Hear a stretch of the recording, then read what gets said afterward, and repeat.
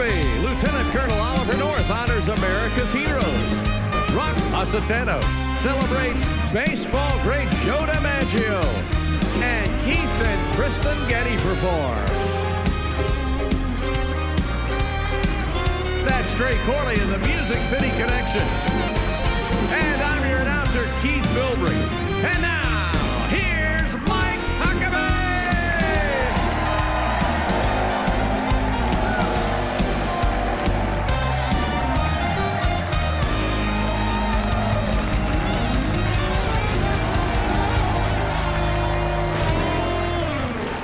Thank you, everyone, and welcome to our show from Hendersonville, just north of Nashville. Now, we begin tonight with some sad news from our own neighborhood. This past week, the Nashville area was hit hard by a brutal tornado that killed 25 people, destroyed hundreds of homes and businesses, and left thousands of people homeless. One of the hardest hit communities was Cookeville, Tennessee, which is hometown of our own Keith Bilbrey. Our theater and studios are located just north of downtown in Hendersonville. All of our facilities and our staff and team were largely outside the path of the tornado, as well as the wrath of the storm. But the families of those who perished in the storm need our prayers, and all of the victims need our help. President Trump came to Nashville on Friday to join with Governor Lee to view firsthand the damage, to console the victims, and to promise to send federal assistance in the rebuilding effort. Also, our friends at Samaritan's Purse have already been on the scene, and they'll continue to be as they help. They and other relief organizations provide a reliable way to give, knowing that the funds that people give are actually going to be used to help the victims.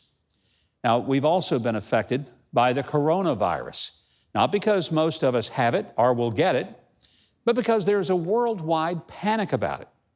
I'm in no way minimizing the serious nature of any type of flu, and this one is frightening because it appears to spread rapidly.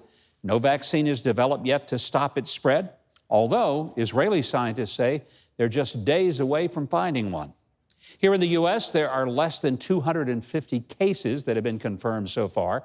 Less than 20 people have died. Now, that's a lot, but keep in mind, there are 330 million people in our country, and that the regular flu has already just this year, affected about 1 million people, and over 12,000 have died from it. Now, we've all heard the common sense advice about preventing it. Wash your hands vigorously and often. Keep hands away from your face, and especially from Trey's face. I would certainly advise that. And probably best to avoid shaking hands and maybe just wave or do an elbow bump or a foot bump. Or if you're Joe Biden, just sniff the hair of other people without actually touching it. Do that.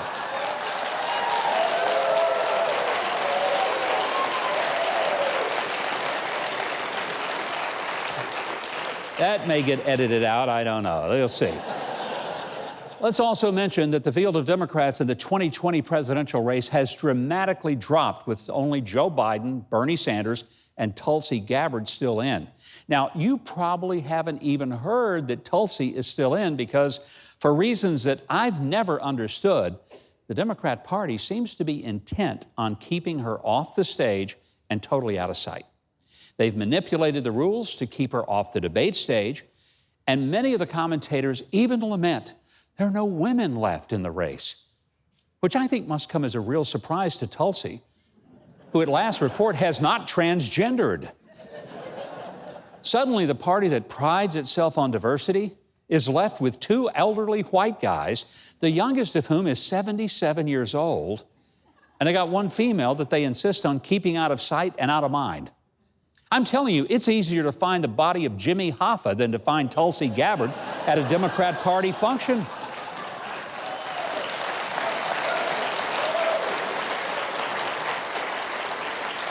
Well, one of the comforting takeaways from the recent reduction of the Democrats in the race is that despite big money still being more important in politics than good policies and ideas, not even Mike Bloomberg could buy the White House. Yeah. And boy, did he ever try. I mean, the guy spent almost $600 million and only one in American Samoa. As a consolation prize, the Girl Scouts gave him a case of their Samoa cookies.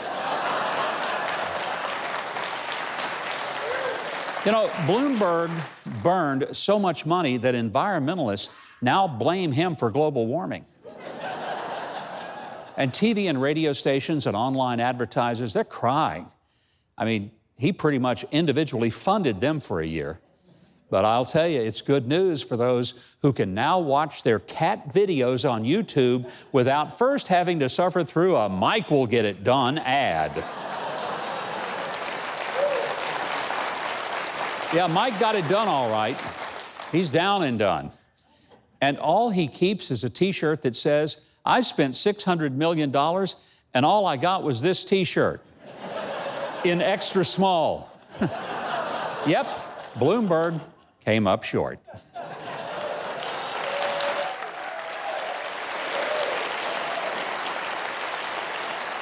Well, my first guest tonight is a decorated war hero. He's a historian and best-selling author.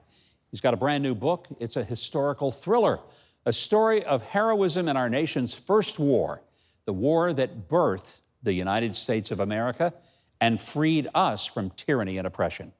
And he says our country may be under threat yet again. Please welcome a dear friend, Lieutenant Colonel Oliver North.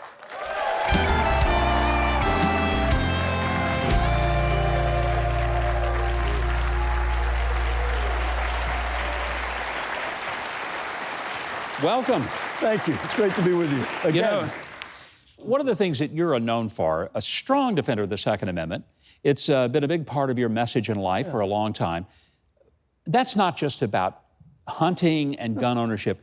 Why should a non-gun owning American even care if there is a Second Amendment? Let me give you some shameless self-promotion, because the cover of this, thank you. Yeah. The cover of this is a flintlock rifle that Daniel Morgan led 100 of his fellow Virginians to Washington's headquarters up in Cambridge, Massachusetts in 1775, not 76. America would not have won the Revolution had everyone in America not had a firearm. And it didn't matter even if you lived in Boston or you lived in the periphery of the frontier out in Northern Virginia and southwestern Virginia, it didn't matter. You had a firearm, and the British knew it. And the fact that we won the Revolution goes all the way back to the origin of the Second Amendment, because everybody looked at it and said, that's a great way to protect yourself against tyranny. Has nothing to do with hunting. Yeah. It has everything to do with protecting your family and yourself against tyranny. And that's why I started this book, because there's so few people who understand that anymore. I'm deeply concerned that so few people know about why we became a great nation. No other country began with the idea of we the people governing. Yeah. Very first time it ever happened. The idea of revolution isn't simply speaking the right words. It's having the right concepts, the ideas, biblically. And this book documents the times people say, well, at the very most, they might have been deists. They weren't deists. The words Jesus Christ appear in almost all of their conversations. And the ideas out of that book. Yeah. The Rifleman, the book that you're just releasing, it's based on the true story of the Revolution, but it's I made a novel. I did. I created a protagonist in there who's able to take the story all the way through, because I've read all the originals, documents, and the kinds of things that were written by historians. It put you all to sleep. So I created a character who is in this book, in this volume. He's an adjutant for Morgan, and he's in on these conversations, and he can add color to it, which you can't really do. But the historical facts are right there in this book, to include the disaster that this book actually ends on. Can we survive as a nation if we don't give kids an understanding of who they are and what our history is? I don't have the gift of prophecy, Governor, but I tell you, I look at it. The good Lord blessed us with 18 grandkids. 18? 18, and they all live in Virginia now. I feel like a piker now. Only got 6. So. All right, kids, get busy. Come on. Kind of reminds me, when Betsy was pregnant with our fourth, my grandmother, who we lived with when I was growing up, Betsy was pregnant with our fourth, and she was in the hospital, and Betsy walked in the door and she said, "Are you pregnant again, dear?" My grandmother had 6 kids. And Betsy said, "No, you do know what's causing this, don't you?" And now that I'm old enough, all the filters are gone, so I can say things like that in front of the kids. So we play a game around the kitchen table and say, what's the most fun you've ever had? And they go around and we climbed this mountain and we did this event and we set this new record of doing, most fun I've ever had? Your mother. I go, oh my God. It's true. How do you think you got here, kids? Where was this conversation? I'm sorry. We were talking about Jesus, I think, and where we went from there, I just don't even know. Well, that's in here too, by the way. Yeah, that's in there too. Yeah. You are also working on the project that I find very fascinating because it really ties in with what you're doing in your book and what we're talking about in Americans not knowing their history.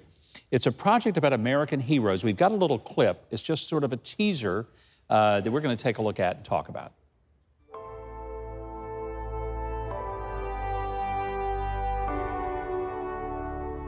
I'm concerned people have lost sight of character, integrity, courage, and honor, and instead worship celebrity. I'm concerned they revere a uniform with numbers, but disrespect a uniform with a badge. I'm concerned, and we're doing something about it. These are heroic Americans who walk among us, people who put themselves at risk for the benefit of others. They woke one morning unaware that that day they'd be confronted with a moment that required a hero, and they took action.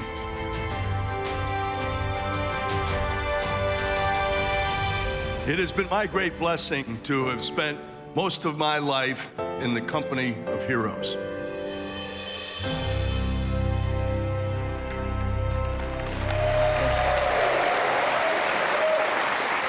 I think that is an exciting concept.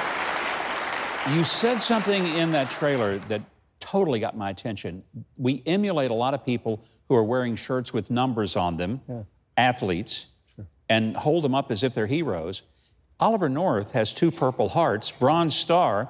It's not like you didn't go into combat and fight for this country and take bullets for the rest of us. So if we're talking heroes, can we name Oliver North as one of them as well? Because you are, sir. You are.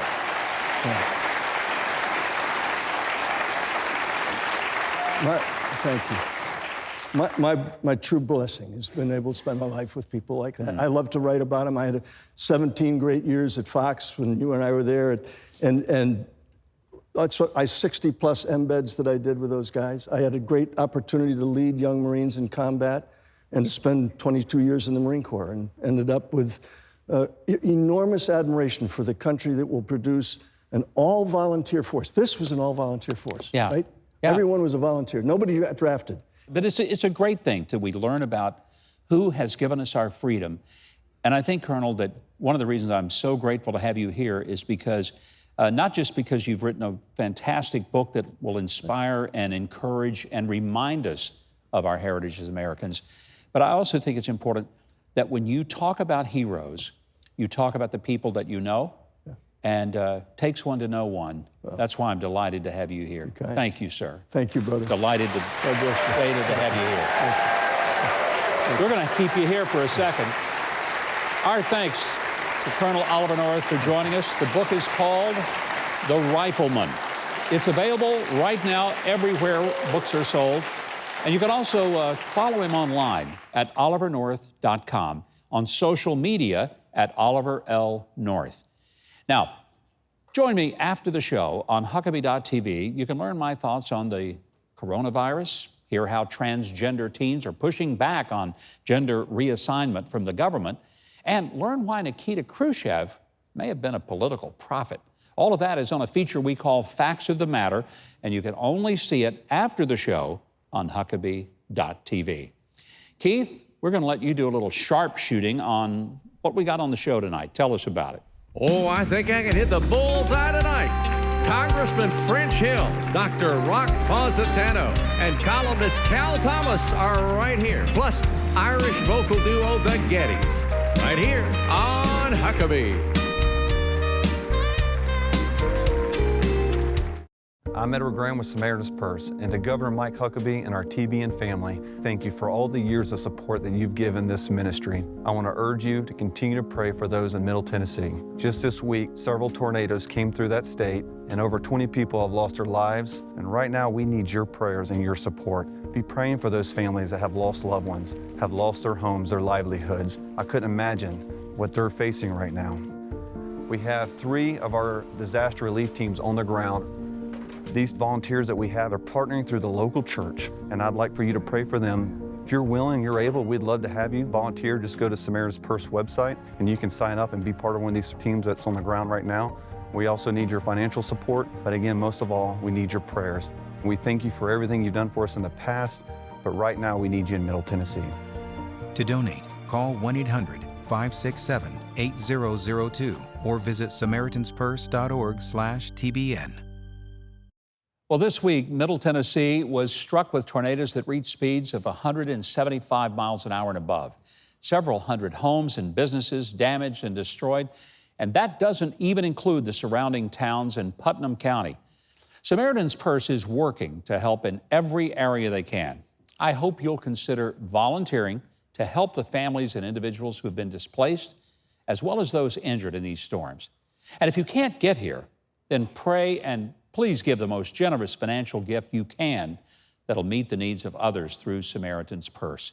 You can call or go to their website today and lend a helping hand in the name of Christ. Well, try to imagine a Congress member who actually understands economics. You think there's not one? Well, there is. I got one for you. He's a former commercial banker, investment manager. He's now ranking member of the House Subcommittee on National Security, International Development, and Monetary Policy. He was also an official in the Bush administration of George Bush 41 in the Treasury Department. Please welcome back to our show, Arkansas Congressman French Hill. Thank you, Mike. Welcome. Great having you back. Thank you. Good to be back. Full disclosure, you and I have been friends for a long time. We've duck hunted together in the duck woods of Arkansas.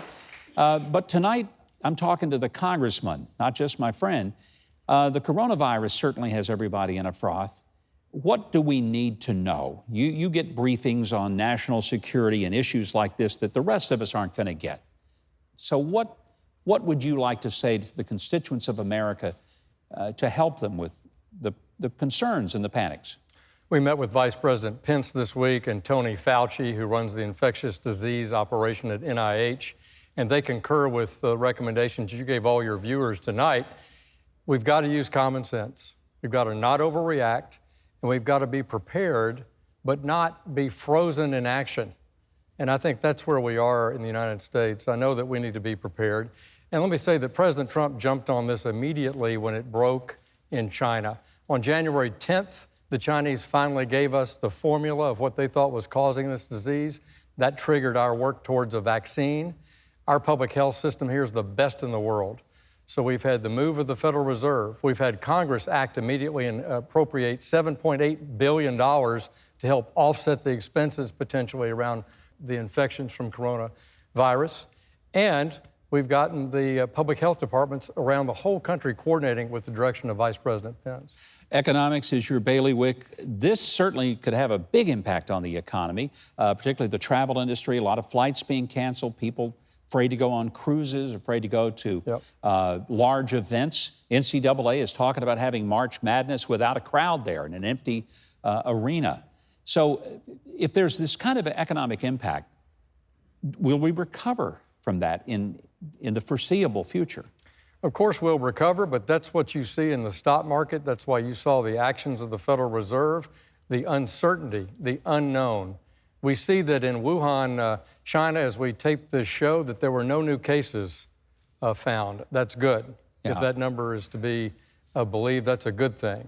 So we will recover, but it's going to have an international economic impact, which is why the Fed, I think, had an insurance policy by cutting rates this week. You've seen the stock market's reactions because they don't know the future. Yeah. We had a great jobs report this week, but that's about the past, not the future. So again, preparedness is important. We've talked about this before, but I want to go back to the fact that the cutting of taxes in the first year of the president's year as president and deregulating, cutting 7 regulations for every regulation that has been enacted. Why does that have any impact on the economy? Or does it have an impact? And if so, why? Well, during the Obama years, I think we all came out of the recovery very slowly. We were not creating jobs. It was very slow. It was a wet blanket over the economy. And what President Trump did was open up that economy, increasing freedom for being able to form a business, hire people, innovate an idea by reducing regulations, making the tax system more competitive, make America have incentive to bring capital back to the United States to open up new businesses. So that's why the economy's been doing so well. We have a 50-year low in unemployment rate. We had an outstanding jobs report this week. So we go into this crisis, this uncertainty, in a very strong position of high income, low unemployment, and good economic growth. We've talked China, let's talk Iran. The president's been tough on them. He's kept the sanctions on and put a lot of economic pressure on them. How does that affect our ability to deal with Iran from a position of strength? Is that the right strategy, or should he go back to the Obama model, which was to send them pallets of cash and ease up on them? Which approach, from an economic standpoint, strictly economic, works best? Well, America is the largest producer of energy now in the world. It's a different world than 1979 during the hostage crisis. President Trump's right to be strong against Iran. Iran is the most malevolent actor in the Middle East, threatening our great ally in the Middle East, Israel, disrupting Saudi Arabian oil patterns. And so President Trump's been tough. And by being tough and getting out of the agreement with Iran, the Obama agreement, the JCPOA, now Germany, France, and England are with us. So that snapback sanctions, I think, will be the next step on Iran. And I want to thank President Trump in front of this audience for ending Soleimani, who was absolutely one of the worst terrorists in this world. Yeah, I don't think the world misses him. Because of all of the talk today Bernie has been putting forth, and others as well, what is it with people embracing socialism? Why should that concern Americans, and why should we be alarmed that younger Americans actually think it might be a better system of economics than capitalism? Well, I think all of us that have children, and all of us who are teachers, and all of us who are professors have let down our country. To have a new generation that would tolerate thinking that socialism is better than capitalism. Free market capitalism has freed billions from poverty and from the horrors of the world. And that's been through the leadership of the United States. Well, great to have you back. It's great to be with you. Please come again. We love having you. It's always nice to talk to somebody in Congress that we can talk economics with who makes sense. You know, most of the time, every month when the job numbers come out, the news reports, economists are surprised, and I've come to realize economists are always surprised. I like it when I have a congressman that's not surprised about the way the economy's going. And to keep up with all the latest news from Congressman French Hill, you can visit his website, hill.house.gov. Also, follow him on social media. Just look for @RepFrenchHill.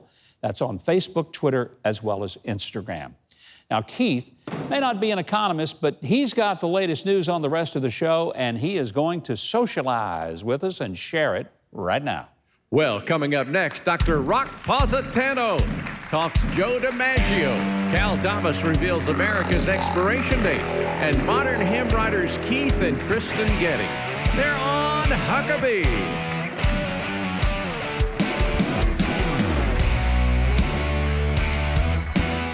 Kevin, last time we talked, markets were at near all-time highs, and you said it might be a good time to take some profits. Now, in hindsight, that's pretty good advice. Yes, Governor, and no one has ever gone broke taking a profit. So are we going to see more market volatility ahead? I believe so. There's $22 trillion worth of government debt, huge amounts of corporate debt, higher interest rates, and the economy seems to be slowing a little. That's a recipe for volatility. So does that mean we ought to get out of stocks entirely? No. We recommend diversification. Move a portion of your portfolio over to tangible assets like gold and silver. I think they're going to do extremely well over the next 2 to 3 years. Kevin, that makes sense to me. And I want to say thanks to Lear Capital for being a sponsor of the Huckabee Show. And for those who would like some more information, and they should, How do they get it? They can either visit us at our website or call the 800 number on the screen, and we're happy to help. The Cowsills celebrate Mr. Rogers and comedian Tom McDermott performs.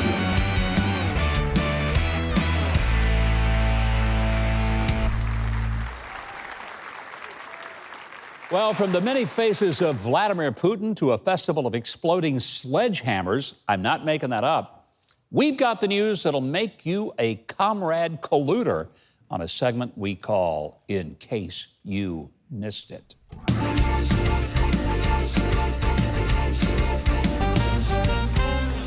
Everyone knows the power of Thor's hammer, but what about St. John the Baptist hammer?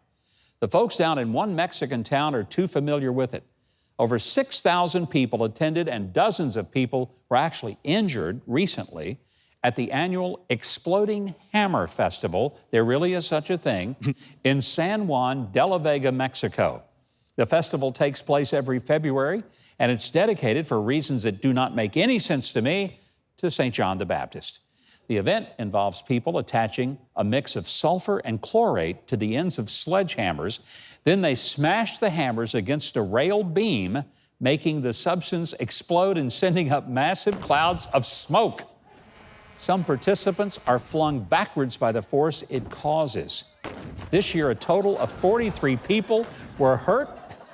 Over 100 policemen. This cannot be real. There's no way this is real.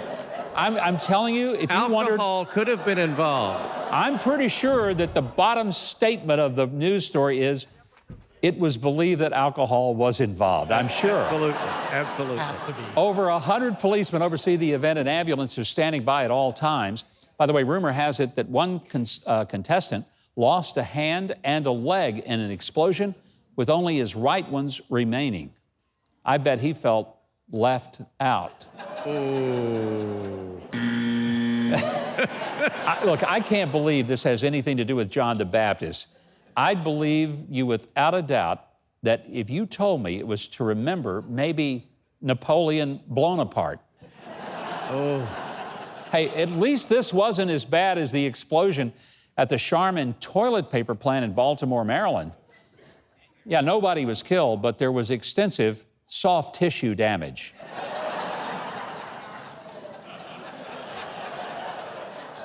All right, finally tonight, I thought it might be nice to look at the life of Russian President Vladimir Putin. Now, while he's seen by many as an oligarch who controls Russia, perhaps looking at the chapters of his life will give us a fresh perspective. For instance, when he said that his wife had their first child, he became Vladimir Putin.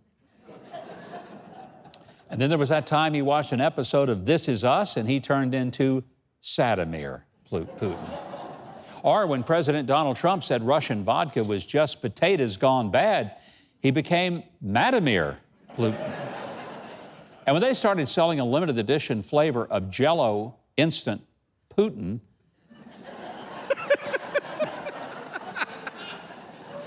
and when he learned that Bernie Sanders was doing well in the 2020 primaries, and he became Vladimir Putin. Now, does that affect your view of him as a controlling oligarch? Nope. And we did the entire segment without him shirtless. Well, oops, we almost did it. Well, just like Elizabeth Warren in a primary race, we got to get out of here. But always remember, we read the news.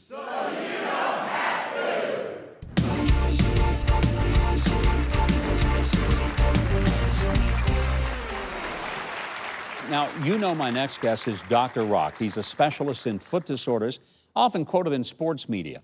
It was through that experience that he met and became very close friends with baseball legend Joe DiMaggio.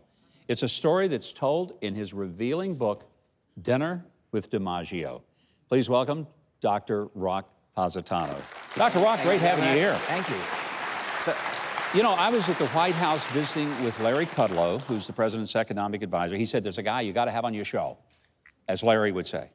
And he told me about your book, and it sounded so fascinating. And I said, you know, I would love to have Dr. Rock on. And it took It took a while to get it all worked out, but I'm so happy to have you here because this is an incredible story. How did you meet and get to know and become so close to Joe DiMaggio? I was very friendly with a fellow by the name of Bill Gallo from the New York Daily News, who was a unbelievable cartoonist.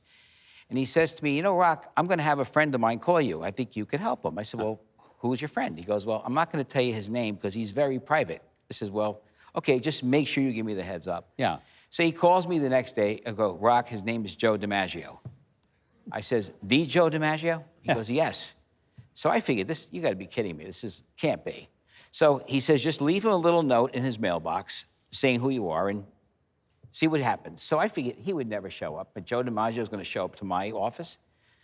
So about 7:30 that night, I'll never forget this, the bell rings and the receptionist says, Dr. Positano, you're not going to believe this. I think Joe DiMaggio is ringing our doorbell.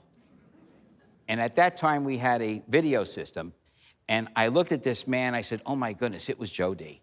Impeccably dressed, overcoat, not perfect. I mean, hair coiffed perfectly. I could not believe it. And I went out there, and, of course, I introduced myself because I had heard he was a very formal man. You didn't go out and say, I'm sorry, we're closed. Can you come back tomorrow? Absolutely not. Okay, I said, good. We did not do that. And what happened was basically, you know, he introduced himself as being, I'm Mr. DiMaggio. I said, okay. Yeah. And I said, I'm Rock Positano.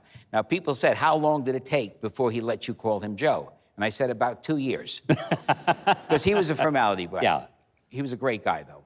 So you guys, though, it went from doctor-patient relationship to personal friendship. You would go to dinner with him, like, regularly, all the time. Why? How did that happen? Well, look, I think the big thing was that he liked that we had respect for his privacy. Of course, that was his biggest thing, you know. And Joe always knew that I never asked him questions. I never asked him questions about, obviously, Marilyn Monroe. Yeah. I never asked him about his relationship with Frank Sinatra. And, of course, I really never asked him any questions about his relationship with the Kennedys. And I think that was a big thing, because I think everybody was fascinated with those three particular topics. Sure. And I knew better.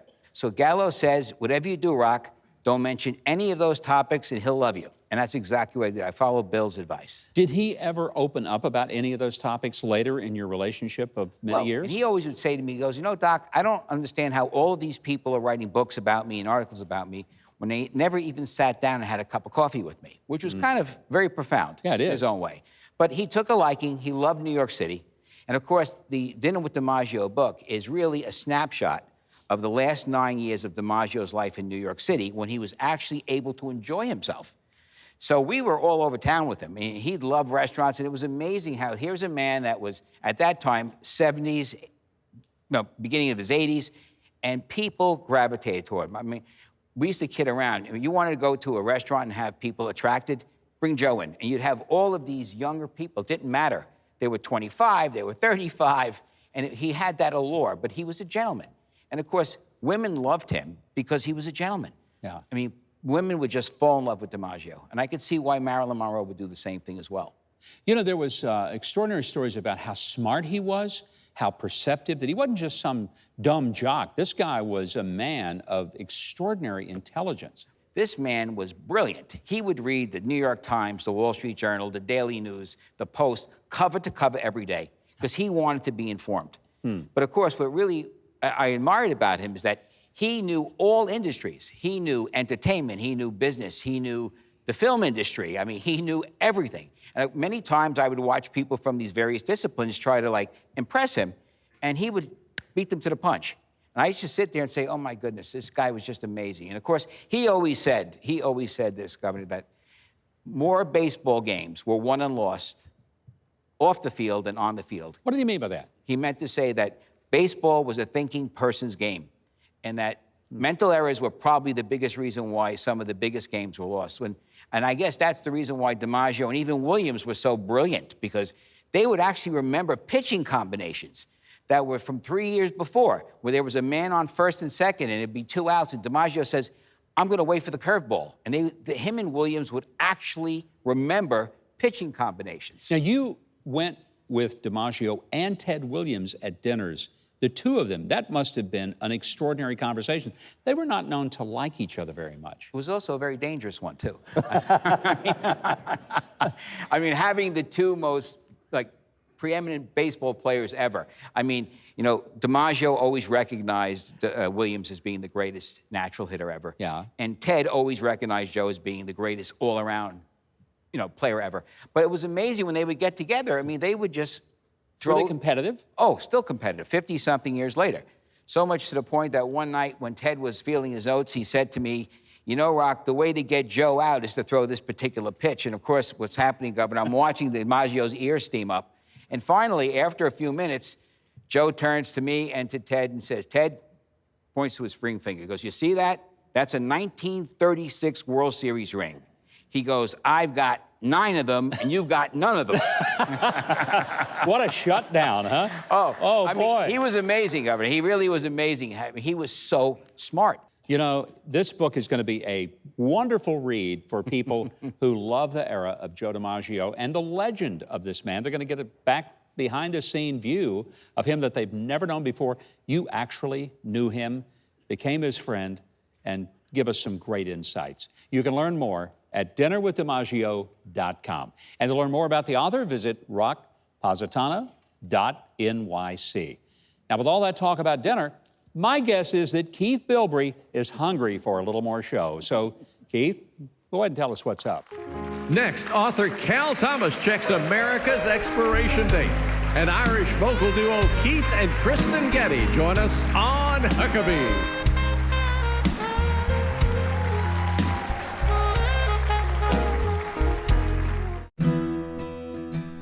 The Bible tells us that God promises to bless those who bless Israel.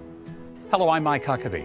TBN believes that supporting Israel is one of the most meaningful things a believer can do. And that's why, after a lot of research and vetting, we're partnering with Israel's most impactful relief organization, the International Fellowship of Christians and Jews. 35 years ago, my father founded the fellowship to fulfill biblical prophecy, to help the suffering Jews, and to let them know that there are Christians who stand by their side. Today, through over 400 projects, the fellowship is serving Israel's impoverished Jews and Holocaust survivors. Unfortunately, 20% of Israelis still live in poverty. But as you can see, we're working hard to help them. Please call or go online right now, because your gift of $25 helps provide soup kitchens like these and so much more for the blessing of God's people here in Israel. Isaiah 58 reminds us to feed the hungry, to clothe the naked, to house the homeless, and thankfully we do just that because of generous friends like you. Food, housing, medical care, bringing home the displaced, it's all part of the fellowship's mission. I love traveling the streets Jesus once walked and bringing the least of these the hope and joy that the fellowship provides. Hi, Sarah. Shalom. Hello. Shalom. Shalom. This is Sarah. She's 81 years old and she fled persecution in Iraq. And if it weren't for this food box, Sarah wouldn't eat today. You can bless people just like Sarah. Your gift provides food, medicine, and comfort to God's precious people. Please call or go online today. Go to MikeHuckabee.com and sign up for his free newsletter and follow @GovMikeHuckabee on Twitter. And welcome back. Would you give a big hand to Trey Corley and the Music City Connection? Yes, indeed. Well, Ben Franklin said the founders were giving us a republic if you can keep it. My next guest asked if our nation's expiration date may be near. Would you welcome a leading American columnist, commentator, and author, Mr. Cal Thomas. Cal, welcome. Thank you, sir. Good to have you here. Be with you. There we go. There you go. Thank you, Mike. Brand new book, America's Expiration Date. That's frightening to me, Cal. It sounds like we're on our way out. Well, as you discussed with Ollie North, there is a pattern to history, Mike, and it's not just a cliche that the only thing we learn from history is that we don't learn from it. I've looked at 8 empires here. The book is based on an essay by the late British diplomat Sir John Glubb, who studied 3,000 years of human history and found that there's a pattern to the decline of nations. Number 1, Massive national debt. We're $23 trillion in debt and counting. Military overreach. The president, to his credit, is trying to pull back on some of that and asking other nations to pony up some money for their own defense. A loss of a sense of God, a collective moral sense. Pew Research, as you know, surveyed millennials, found 20% of them said they have no religious preference at all. So I look at all of these, Persia and Spanish Empire, Russia before the Bolshevik Revolution, and Rome, of course, and you find on the same pattern.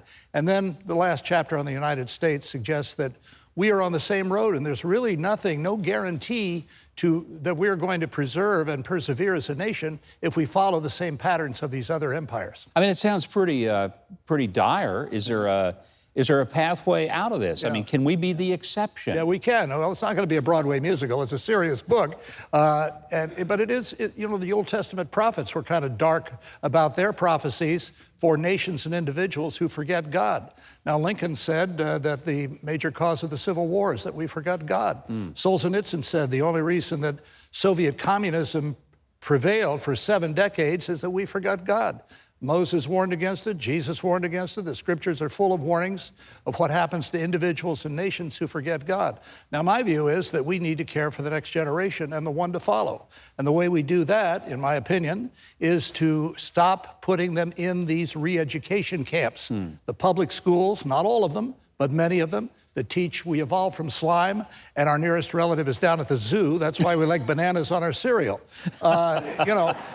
We need to stop sending them to these universities where professors are trained to undermine their faith, undermine the values of their parents, and they're actually getting paid to do this. Our Declaration of Independence is the philosophical foundation of the Constitution. We're created, we didn't evolve, equal, endowed, not by government, but by our Creator with certain unalienable rights. Right to life, liberty, pursuit of happiness. And then in the next clause, Mr. Jefferson outlines the purpose of government. And to secure these rights, he wrote, governments are instituted among men. Well, why is that necessary? Because as James Madison said, if men were angels, we wouldn't need government. People are sinners. And we have to be constrained from within by the presence and power of God, or restrained by the state acting under God, a very important distinction, because without that, you have a dictatorship. And so that was the whole purpose and premise of government. But as we move away from that, we put ourselves in great jeopardy along with these other empires I write about. If there is anyone watching what you've just said and they don't want to get this book, they've turned to the wrong channel. I mean, they must be here by accident because, I mean, it's an intriguing reminder that what has held our country together has been a common thread of faith, and that without it, we begin to unravel. Well, so many wrote about this and spoke about it. George Washington, Madison, all of these people. Unless you have a transcendent purpose, not only for your life, beyond getting up in the morning, going to work, making money, paying bills, buying stuff, and renting a storage unit for the overflow, if you don't have a transcendent purpose, what's the point? As Peggy Lee sang years ago, I'm dating myself, I know, which in high school was the only option I had.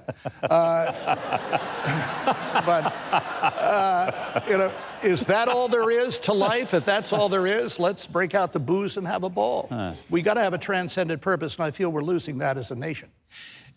When you talk about America's expiration date, and I ask you, do you think we're just destined to be there? You say no, but it doesn't sound like that we're on the right path.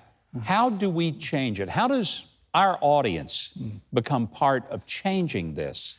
Well, you know what people say when they're confronted by seemingly impossible circumstances. All I can do is pray. Now, why do you leave prayer as a last resort instead of a first resource? You know?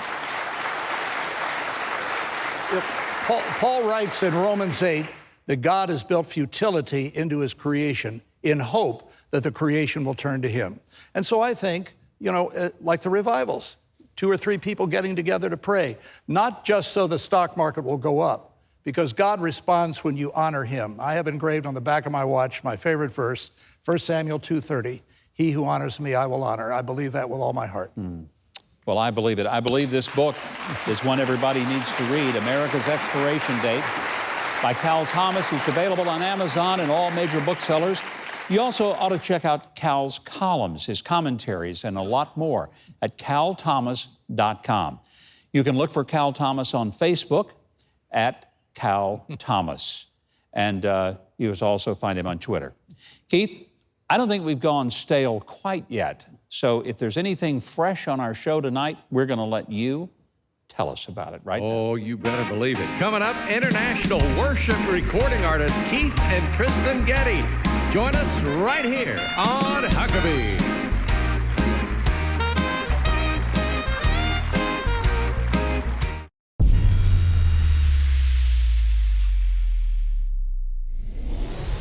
I actually lost the one who fought the fight. But I mean, they told me I was living right. Though little did I realize that I had lost the light. And without the light, I couldn't see the truth. Without the truth, I lost the way. I couldn't even see that I had gotten so far away. Sometimes I look at myself in the mirror and ask, how could you have the nerve? If ever again I want to know true happiness, I'll have to know your forgiveness. Say that you forgive me. Tell me that you grieve me. Say that you never left me, that you were there all along and that it's with you that I belong. Take me, oh God, and all of it place me above. Be my first and only love. My first and only love.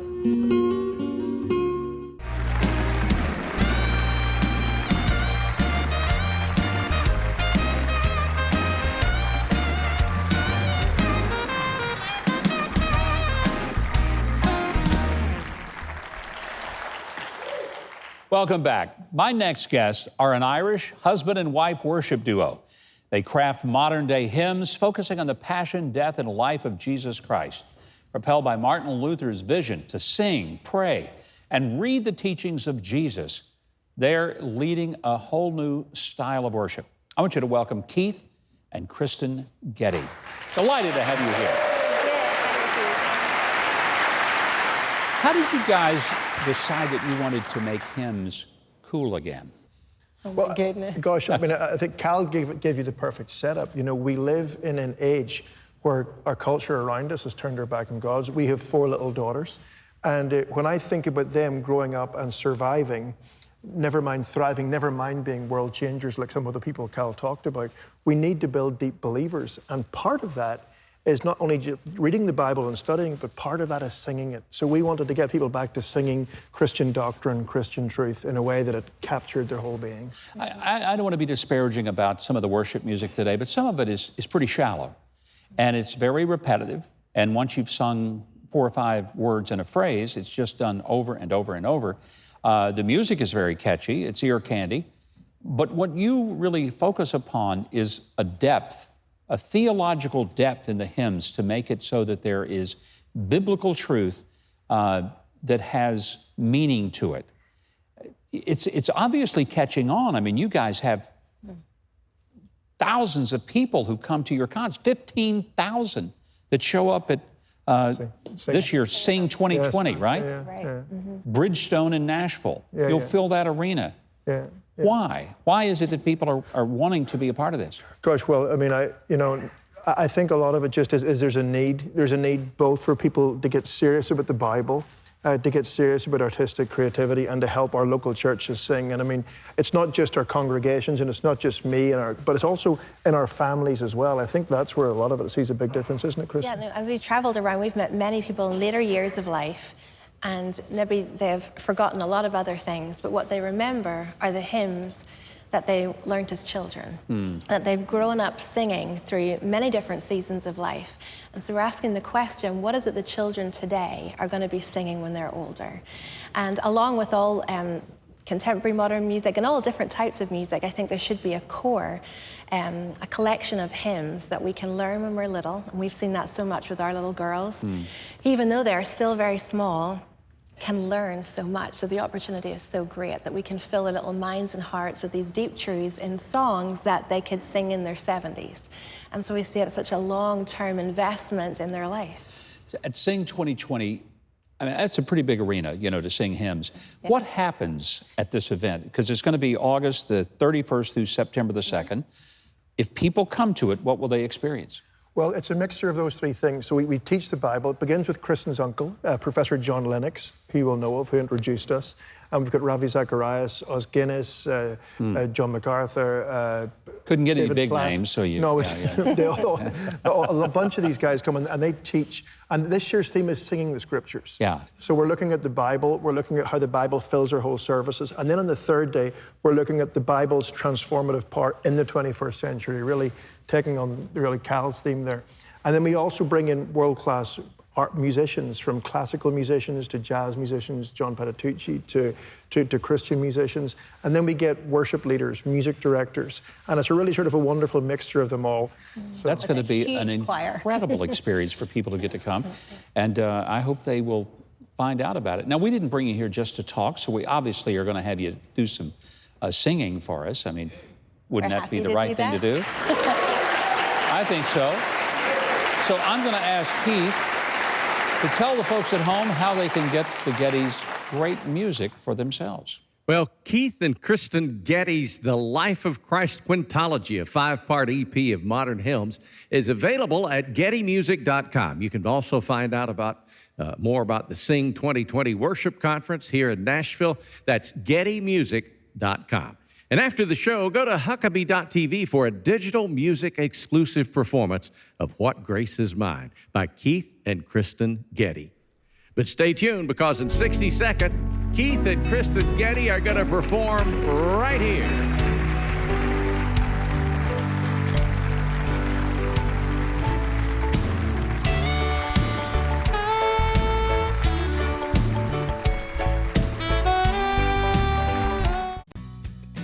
If you're 50 years of age or older, I have some great news. Now is your opportunity to impact the world through TBN's family of networks, while earning 2, 3, or 4 times the interest you are currently earning on your investments as part of TBN's lifetime charitable gift annuity. Say goodbye to low interest rates, receive an IRS charitable deduction, and help spread the gospel around the world. For your gift of $5,000 or more, this lifetime charitable gift annuity will help supplement your Social Security income risk-free. And you'll get a check on the first of the month for life. To request free information, email us at livinglegacy@tbn.org. Write to the address on your screen or call 877-605-3226. That's 877-605-3226.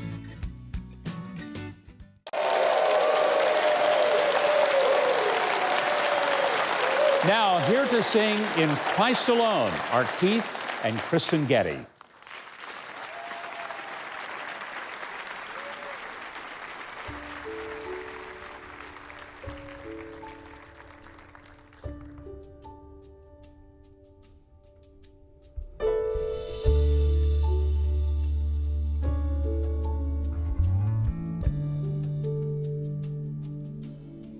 In Christ alone, my hope is found.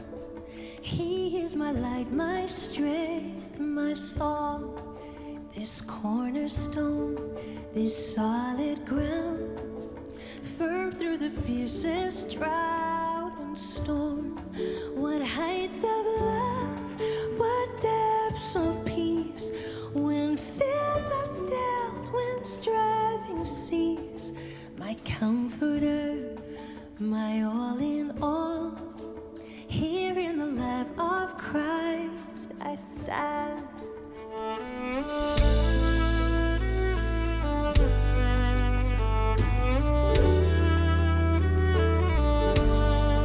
In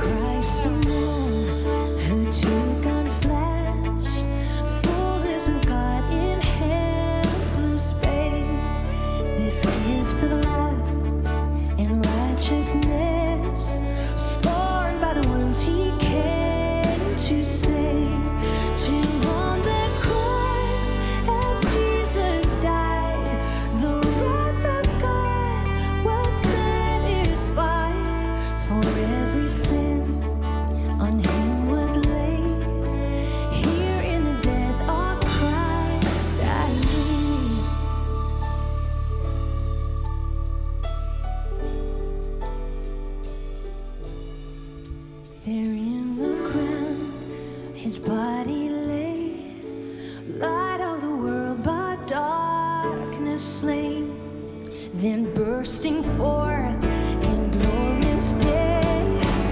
Up from the grave he rose again, and as he stands in victory, since grace has lost its grip on me, for I am his and he is mine, bought with the precious blood of Christ.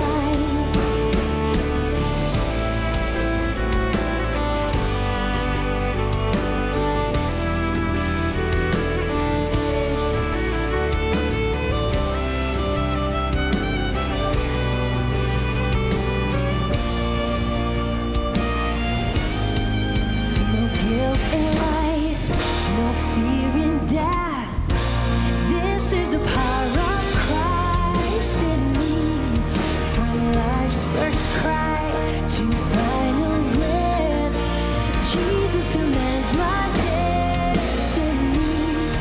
No power of hell, no scheme of man can ever pluck me from his hand till he returns or calls me home. Here in the power of Christ I'll stand. No power of hell, no scheme of man can ever pluck me from his hand till he returns or calls me home. Here in the power of Christ I stand.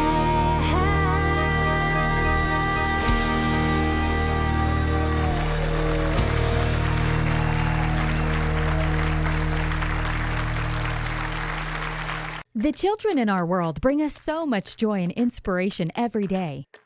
Today, screen time is a part of all kids' lives, but the internet can be a dangerous place for them. To serve kids and families, we have built Yippee, a new streaming service that protects your kids online.